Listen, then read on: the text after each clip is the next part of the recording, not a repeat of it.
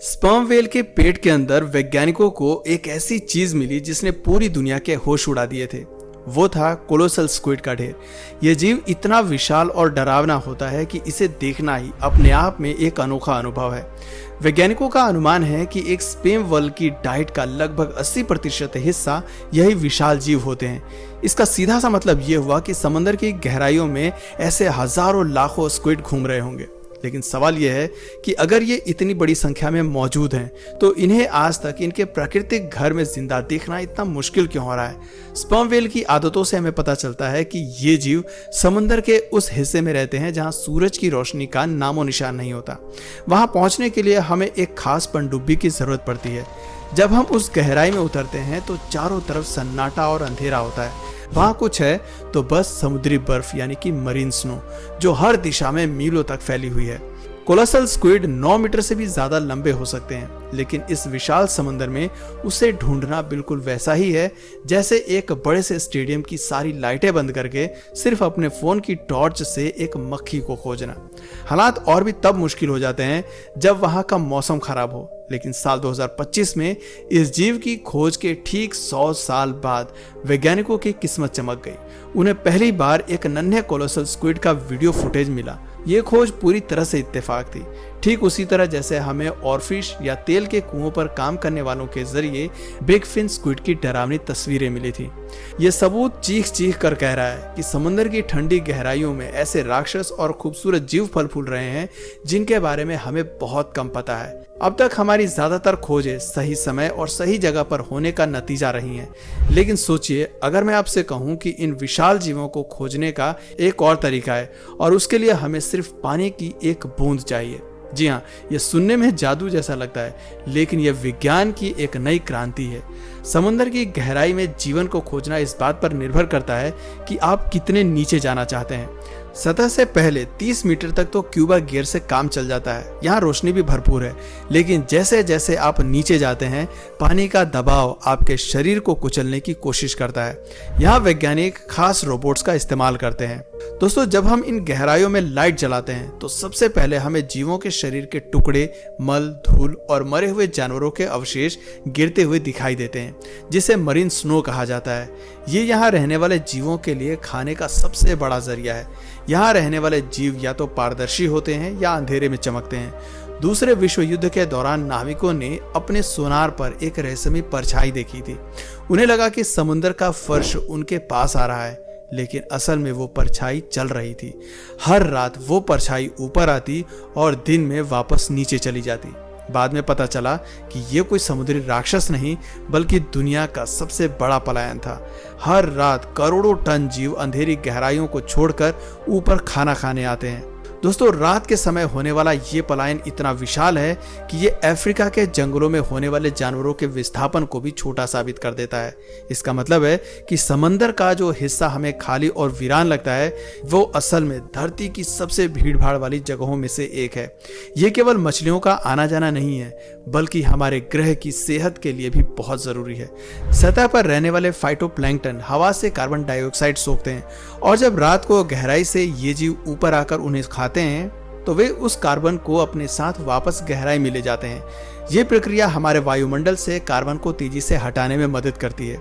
आज भी हम इस इलाके को समझने के लिए साउंड वेव्स का इस्तेमाल करते हैं। अलग अलग फ्रीक्वेंसी से संकेत मिलते हैं कि नीचे करोड़ों टन जीव छिपे हुए हैं, लेकिन सिर्फ आवाज से ये पता नहीं चलता कि वे कौन से जानवर हैं। क्या वो हर रात ऊपर आते हैं? क्या अलग अलग प्रजातियों का समय अलग अलग है? इन सवालों के जवाब ढूंढना बहुत मुश्किल है, क्योंकि समुद्र के ये जीव अंधेरे और शांति के आदी हैं। जैसे ही हम वहां लाइट जलाते हैं या हमारी मशीनों के शोर की आवाज पहुंचती है, वो डर कर भाग जाते हैं। दोस्तों, 2012 में वैज्ञानिकों ने एक अनोखा तरीका अपनाया। उन्होंने एक ऐसी लाल LED लाइट का इस्तेमाल किया जो यहाँ के जीवों को दिखाई नहीं देती, और शोर कम करने के लिए मोटर को हटा दिया गया। उन्होंने जेलीफिश की तरह चमकने वाला एक नकली चारा भी लगाया। 700 मीटर की गहराई पर घंटों इंतजार करने के बाद पहली बार कैमरे पर जायंट स्क्विड दिखाई दिया। वो अपने प्राकृतिक घर में पहली बार फिल्माया गया था। लेकिन याद रहे, ये जायंट स्क्विड था, कोलोसल स्क्विड नहीं। दोनों में बहुत फर्क है। इस एक फुटेज के लिए वैज्ञानिकों को व्हेल मछलियों पर 20 साल तक रिसर्च करनी पड़ी और सैकड़ों बार गोते लगाने पड़े। सिर्फ कुछ मिनटों के वीडियो के लिए इतना पैसा और समय खर्च करना हर बार मुमकिन नहीं है।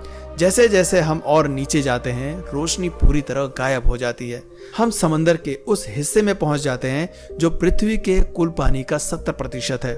हमें पता है यहाँ विशाल जीव रहते हैं, क्योंकि व्हेल मछलियों के शरीर पर उनके संघर्ष के निशान मिलते हैं। लेकिन ये जीव दिखते कैसे हैं?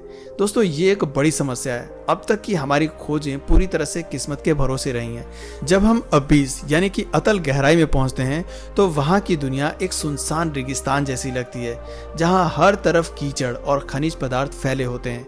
लेकिन यहाँ भी 40 सेंटीमीटर लंबे आइसोपॉड मिलते हैं, जो जमीन पर रहने वाले अपने रिश्तेदारों से 16 गुना बड़े होते हैं। दोस्तों, वैज्ञानिकों का मानना है कि इन जीवों के इतने विशाल होने की वजह यहाँ की कड़कड़ाती ठंड है। 0 से 4 डिग्री के तापमान में कोशिकाएं धीरे धीरे बढ़ती हैं और ऑक्सीजन की मात्रा ज्यादा होने की वजह से ये जीव बहुत बड़े आकार ले लेते हैं। इसे पोलर जायंटिज्म कहा जाता है। यही वजह है कि यहाँ हमें हाथ के बराबर की समुद्री मकड़ियाँ और डरावने कोलोसल स्क्विड मिलते हैं। हालांकि इसी डरावनी दुनिया में कभी कभी प्यारा डम्बो ऑक्टोपस भी दिखाई दे जाता है, जो माहौल को थोड़ा सुकून देता है। इतनी गहराई और दबाव के बावजूद जहां ऐसा लगता है कि हार्डल जोन में जीवन मुमकिन नहीं होगा, वहां भी हमें ढेरों जीव मिल रहे हैं। लेकिन समुद्र को खोजने के ये पुराने तरीके बहुत महंगे, थका देने वाले और कभी कभी खतरनाक भी होते हैं। यही वजह है कि आज भी समंदर का एक बहुत बड़ा हिस्सा हमारी नज़रों से ओझल है। हमें एक ऐसे औजार की ज़रूरत थी जो सस्ता हो और हमें पूरे समंदर की एक बड़ी तस्वीर दिखा सके, और अब वो औजार हमारे पास है। इस नई तकनीक का नाम है eDNA यानी एनवायरमेंटल DNA। समंदर में रहने वाला हर जीव, चाहे वो छोटा बैक्टीरिया हो या विशालकाय व्हेल, अपने पीछे अपनी पहचान के निशान छोड़ता है। उनकी त्वचा के छोटे टुकड़े, म्यूकस, तराशे हुए शल्क या यहाँ तक कि उनका मल भी पानी में घुल जाता है। इसे आप समंदर में तैरते हुए जेनेटिक सिग्नल की तरह समझ सकते हैं। वैज्ञानिकों को अब बस उस पानी का एक सैंपल लेना होता है और उसे फिल्टर करके उसमें मौजूद DNA को निकालना होता है। इस नन्हे से सैंपल से हम 2 बड़े काम कर सकते हैं। पहला, हम किसी खास जानवर का पीछा कर सकते हैं जिसका हमें पहले से पता है। कल्पना कीजिए कि समंदर अल्फाबेट के सूप का एक बड़ा कटोरा है और आप उसमें से सिर्फ A अक्षर ढूंढ रहे हैं। वैज्ञानिक एक खास किस्म के DNA मैग्नेट का इस्तेमाल करते हैं, जो बाकी सबको छोड़कर सिर्फ उसी जीव के DNA को पकड़ लेता है जिसे हम ढूंढ रहे हैं। इसका एक बेहतरीन उदाहरण एंजल शार्क है। ये मछली खुद को छिपाने में इतनी माहिर है कि वैज्ञानिकों को लगा था कि ये एक खास इलाके से विलुप्त हो चुकी हैं। लेकिन जब पानी के सैंपल लिए गए तो उसमें एंजल शार्क का DNA मिला। फिर गोताखोरों को ठीक उसी जगह भेजा गया और वाकई वो मछली वहीं छिपी मिली।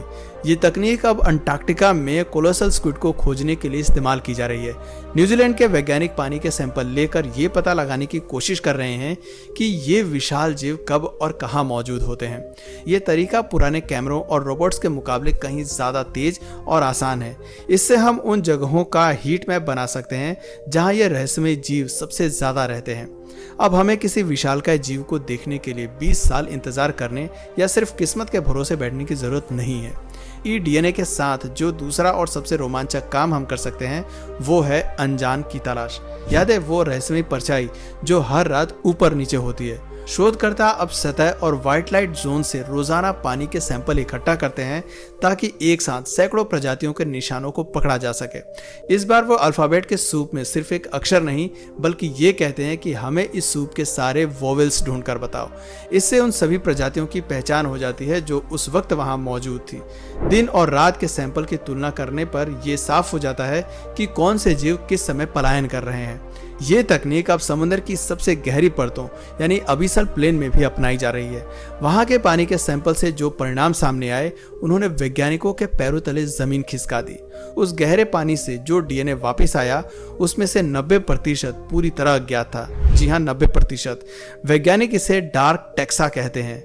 दोस्तों, हमारा अनुमान है कि महासागरों में 20 लाख से ज्यादा समुद्री प्रजातियां हैं, लेकिन हमने अब तक 10% से भी कम को डॉक्यूमेंट किया है। जब हम पानी का सैंपल लेते हैं और DNA का सीक्वेंस निकालते हैं तो हमें उसकी तुलना पहले से मौजूद डेटाबेस से करनी होती है। लेकिन चूंकि हमारे पास समुद्र के 90% जीवन का कोई जीनोम ही नहीं है, इसलिए वो नतीजे अज्ञात के रूप में वापस आते हैं। ये ऐसी प्रजातियां हो सकती हैं जिनके बारे में हम जानते तो हैं पर उनका डीएनए कभी लैब में नहीं जांचा गया, या फिर ये ऐसी प्रजातियां हैं जिन्हें आज तक किसी इंसान ने देखा ही नहीं है। अब वैज्ञानिक इन कमियों को दूर करने के लिए मशीन लर्निंग और एआई की मदद ले रहे हैं ताकि वो इन अनजान जीवों को उनके जैसा दिखने वाले ज्ञात जीवों के समूह में बांट सकें।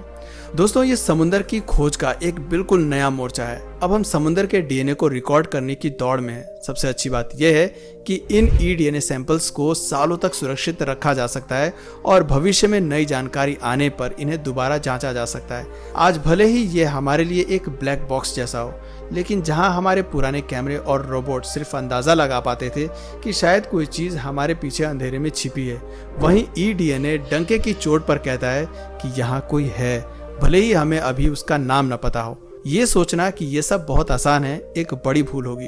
दोस्तों, सच तो ये है कि ये काम बहुत चुनौतीपूर्ण है। कुछ जीव दूसरों के मुकाबले ज्यादा डीएनए छोड़ते हैं और उथले पानी में ये डीएनए बहुत जल्दी नष्ट भी हो जाते हैं। गहरी परतों में ये लंबे समय तक टिका तो रहता है, पर वहां से सैंपल इकट्ठा करना अपने आप में एक टेढ़ी खीर है। लेकिन इन सब के बावजूद गहराई में जाने और नया सीखने की जरूरत आज पहले से कहीं ज्यादा बढ़ गई है। हमारे ग्रह का सबसे बड़ा इकोसिस्टम इतनी तेजी से बदल रहा है कि हम उसे समझ भी नहीं पा रहे हैं, पर खुशकिस्मती से हमारी टेक्नोलॉजी भी उसी रफ्तार से आगे बढ़ रही है।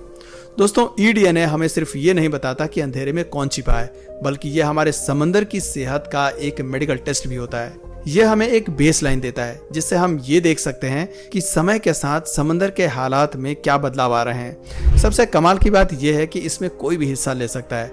दुनिया भर से लोग पानी के सैंपल भेज रहे हैं ताकि हम एक विशाल पहेली को सुलझा सकें। जैसे जैसे ये टेक्नोलॉजी और बेहतर होगी, समंदर की गहराइयों में छिपे राज धमाके की तरह हमारे सामने आएंगे। हम अभी तो सिर्फ इसकी ऊपरी सतह को ही खुरच पाए हैं, पर भविष्य में ये टेक्नोलॉजी हमें उन अनजान सायों तक लेकर जाएगी जो सदियों से हमें पुकार रहे हैं।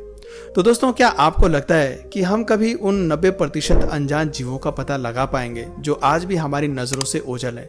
क्या ईडीएनए वाकई समंदर के सारे रहस्य खोल देगा? अपनी राय नीचे हमें कमेंट सेक्शन में जरूर बताएं।